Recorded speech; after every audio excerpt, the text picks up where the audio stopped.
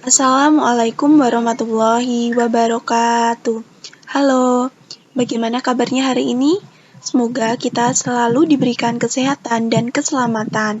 Nah, pada pertemuan kali ini kita akan mempelajari materi mengenai tata nama binomial, kunci determinasi, dan kladogram.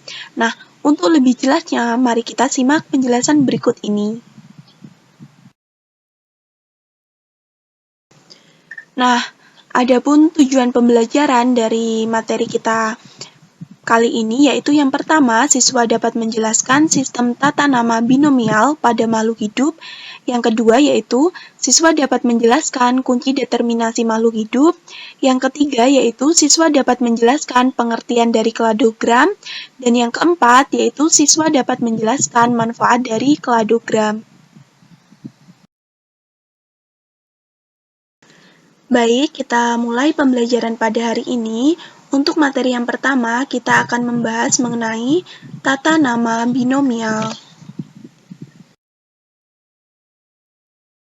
Sebelum itu, di sini kita perlu mengetahui tingkatan takson dari makhluk hidup. Nah, menurut Carolus Linnaeus sendiri, tingkat takson pada makhluk hidup itu terbagi menjadi dua, ada tingkat takson pada hewan dan tingkat takson pada tumbuhan. Di sini kita bisa melihat tingkat takson dari yang tertinggi menuju ke tingkat takson terendah, mulai dari tingkatan takson pada hewan. Yang pertama ada kingdom, phylum, kelas, ordo, family, genus, dan yang terakhir yaitu spesies. Sedangkan tingkat takson pada tumbuhan sendiri dimulai dari kingdom, divisi, kelas, ordo, family, genus, spesies. Nah, yang membedakan di sini adalah untuk tingkat takson pada hewan, setelah kingdom adalah phylum, untuk tingkat takson pada tumbuhan sendiri setelah kingdom adalah divisi. Nah, coba kita perhatikan gambar dari contoh klasifikasi makhluk hidup. Kita akan membahas satu, yaitu anjing. Untuk anjing sendiri, tingkatan takson yang pertama, kingdom. Kingdomnya itu hewan atau animalia. Terus phylumnya itu masuk ke dalam chordata, subphylumnya vertebrata, kelasnya sendiri mamalia, ordonya carnivora, masuk ke dalam famili Canidae, genusnya Canis, dan spesiesnya namanya Canis familiaris.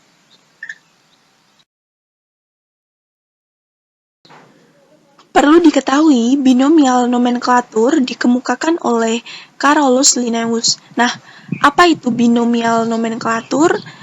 Binomial nomenklatur merupakan pemberian nama dengan dua nama atau bisa kita sebut dengan tata nama ganda, yaitu selalu menggunakan dua kata yang terdiri dari nama genus dan nama spesies.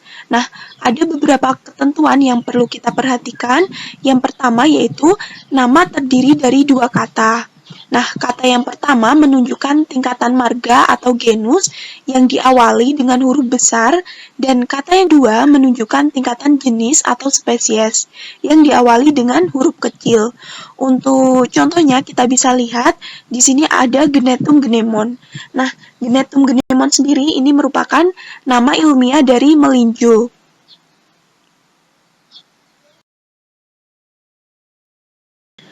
Ketentuan yang selanjutnya yaitu jika ditulis dengan huruf tegak, dua kata tersebut harus kita garis bawahi. Tetapi jika tidak digarisbawahi, maka dua kata tersebut harus dicetak miring. Untuk contohnya di sini ada nama ilmiah dari melinjo yaitu Genetum genemon. Untuk yang pertama di situ Genetum genemonnya digarisbawahi. Untuk yang kedua, karena tidak digarisbawahi, maka Genetum genemonnya harus kita cetak miring. Untuk ketentuan yang selanjutnya, yaitu jika memiliki subspesies, nama tersebut ditambahkan pada kata ketiga. Jadi, pada subspesies ini terdiri atas tiga kata. Sistem penamaan yang terdiri atas tiga kata disebut trinomial. Nah, untuk contohnya sendiri di sini ada nama ilmiah dari burung gereja yaitu Passer domesticus domesticus, dan nama ilmiah dari kucing jinak yaitu Felis maniculata domesticus, seperti itu. Nah, berikut ini merupakan tabel contoh nama ilmiah dari tumbuhan dan hewan. Yang pertama itu ada melinjo, nama ilmiahnya Genetum genemon, ada kelapa sawit, nama ilmiahnya Elais guinesis, dan ada pula komodo, nama ilmiahnya yaitu Varanus komodoensis.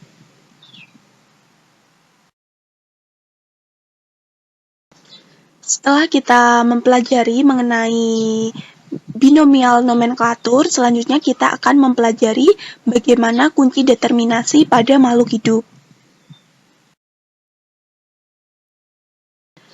Nah, penggunaan kunci determinasi sendiri pertama kali diperkenalkan oleh Carolus Linnaeus, namun sebenarnya Lamarck pada tahun 1778 juga pernah menggunakan suatu kunci modern untuk identifikasi. Nah, apa itu kunci determinasi?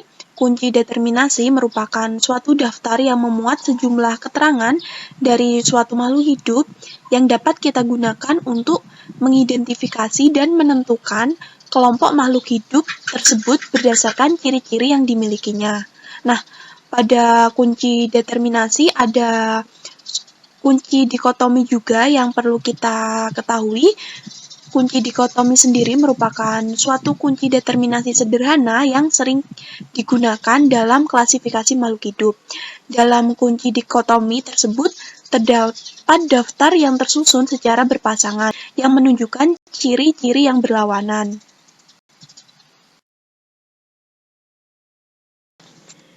Berikut ini cara menggunakan kunci determinasi.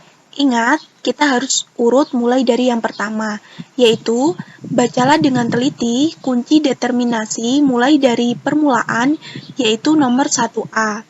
Yang kedua yaitu cocokkan ciri-ciri makhluk hidup tersebut pada kunci determinasi dengan ciri yang terdapat pada makhluk hidup yang kita amati. Yang ketiga yaitu jika ciri-ciri pada kunci tidak sesuai dengan ciri makhluk hidup yang kita amati, maka kita harus beralih pada pernyataan yang ada di bawahnya dengan nomor yang sesuai. Misalnya, pernyataan 1A tidak sesuai. Jadi kita harus beralih ke pernyataan 1B.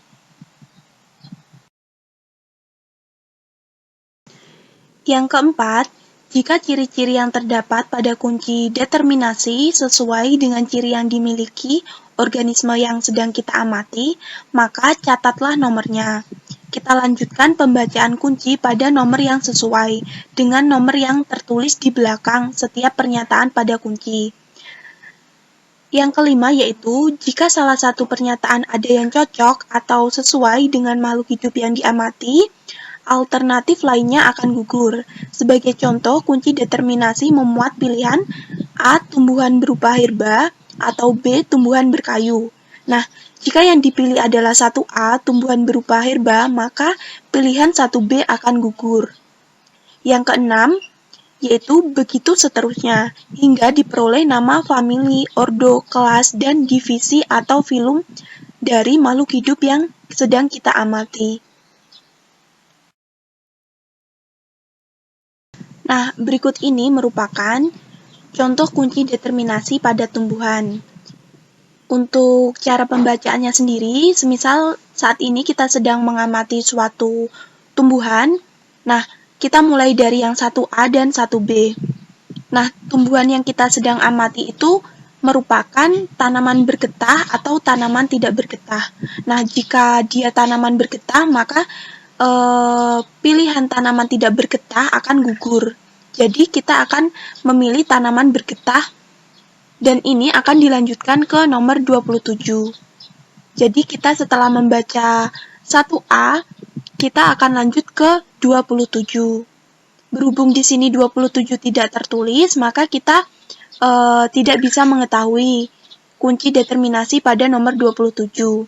Nah, semisal tumbuhan tersebut adalah tanaman tidak bergetah, maka kita akan melanjutkan ke nomor yang kedua. Nah, pada nomor kedua ada dua pilihan, yaitu daun berbentuk ginjal atau jantung dan daun tidak berbentuk ginjal atau jantung. Kita amati tumbuhan tersebut daunnya berbentuk apa.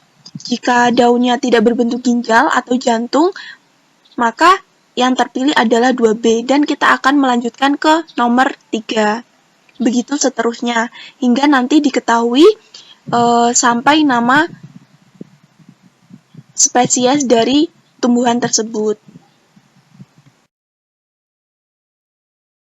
Untuk contoh kunci determinasi pada hewan, kita bisa lihat pada tabel di sini. Semisal kita mengamati suatu makhluk hidup atau suatu hewan yang tidak kita ketahui, ordonya, famili, maupun filumnya, kita bisa melihatnya bisa mengidentifikasinya melalui kunci determinasi ini. Kita mulai, untuk yang 1A memiliki tulang belakang, untuk 1B sendiri tidak memiliki tulang belakang. Nah, kita amati bagaimana makhluk hidup tersebut memiliki tulang belakang atau tidak memiliki tulang belakang. Jika memiliki tulang belakang, maka selanjutnya kita akan melanjutkan ke nomor yang kedua. Jadi, pernyataan 1B akan gugur. Kita lanjut ke nomor 2. Untuk nomor 2 ada dua pilihan, memiliki kelenjar susu dan tidak memiliki kelenjar susu. Nah, semisal yang kita amati tadi memiliki kelenjar susu, maka dia masuk ke kelas mamalia. Tetapi jika tidak memiliki kelenjar susu, maka kita akan melanjutkan ke nomor 3. Begitu seterusnya. Nah, untuk contoh kunci determinasi pada hewan sendiri, kita bisa lihat pada tabel berikut ini. Semisal kita mengamati suatu makhluk hidup atau suatu hewan yang belum kita ketahui, hewan tersebut masuk kelas apa atau masuk film apa, jadi kita bisa mengidentifikasi makhluk hidup tersebut melalui kunci determinasi ini. Yang pertama, kita mulai dari urut yang pertama, dari nomor yang pertama, 1. Untuk 1A memiliki tulang belakang, sedangkan 1B tidak memiliki tulang belakang. Kita amati apakah tumbuhan yang sedang kita ingin ketahui tersebut memiliki tulang belakang atau tidak. Jika memiliki tulang belakang, maka kita akan melanjutkan kunci determinasi ke nomor yang kedua. Dan pilihan atau pernyataan 1B akan gugur. Kita lanjut ke nomor yang kedua. Untuk nomor 2 sendiri ada dua pernyataan. Yang 2A memiliki kelenjar susu, sedangkan 2B tidak memiliki kelenjar susu. Nah, kita bisa melihatnya apakah makhluk hidup tersebut atau hewan tersebut memiliki kelenjar susu atau tidak. Jika makhluk hidup atau hewan yang sedang kita amati memiliki kelenjar susu, kita bisa mengetahui bahwa hewan tersebut masuk ke dalam kelas mamalia. Begitu seterusnya. Setelah kita mengetahui bagaimana cara menggunakan kunci determinasi, selanjutnya kita akan mempelajari mengenai kladogram. Untuk lebih jelasnya, kita simak penjelasan berikut ini. Jadi, apa itu kladogram dan apa manfaat dari kladogram sendiri? Nah, kladogram merupakan diagram bercabang yang menggambarkan hubungan taksonomi dan garis evolusioner antar takson. Seperti yang kita ketahui, takson sendiri terdiri dari kingdom, filum atau divisi, kelas, ordo, famili, genus, dan spesies. Nah, untuk manfaat dari kladogram sendiri yang pertama yaitu memudahkan setiap orang dalam mempelajari keanekaragaman makhluk hidup yang ada di dunia ini. Yang kedua yaitu memudahkan kita untuk membedakan karakteristik dan jenis antar satu spesies dengan spesies lainnya. Dan yang ketiga yaitu memudahkan kita untuk mengetahui hubungan kekerabatan dan interaksi antar setiap makhluk hidup yang ada di dunia ini.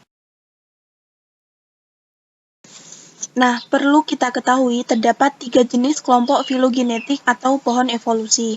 Yang pertama yaitu kelompok monofiletik. Nah, pada kelompok monofiletik ini akan mengandung leluhur dan semua keturunannya. Untuk lebih jelasnya kita bisa lihat pada takson pertama atau gambar A. Di situ mengandung leluhur B, C, F, dan semua keturunannya yaitu D, E, G, H. Nah, kelompok yang kedua yaitu parafiletik. Untuk kelompok parafiletik ini berisi leluhur tetapi hanya beberapa keturunannya. Kita bisa lihat pada takson ketiga atau gambar C. Di situ ada leluhur A dan beberapa keturunannya dari leluhur tersebut, yaitu IJK. Nah, untuk kelompok yang ketiga yaitu polifiletik. Nah, kelompok polifiletik ini berisi segala macam organisme tanpa nenek moyang yang sama baru-baru ini. Untuk lebih jelasnya kita bisa lihat pada takson kedua atau gambar B. Di situ ada tanpa nenek moyang dan sama baru-baru ini yaitu E dan G. Kurang lebih seperti itu. Demikianlah pemaparan materi mengenai tata nama binomial, kunci determinasi, dan kladogram. Kurang lebihnya saya mohon maaf apabila ada tutur kata yang kurang berkenan dan penyampaian materi yang kurang tepat. Wabillahi taufiq wal hidayah. Wassalamualaikum warahmatullahi wabarakatuh.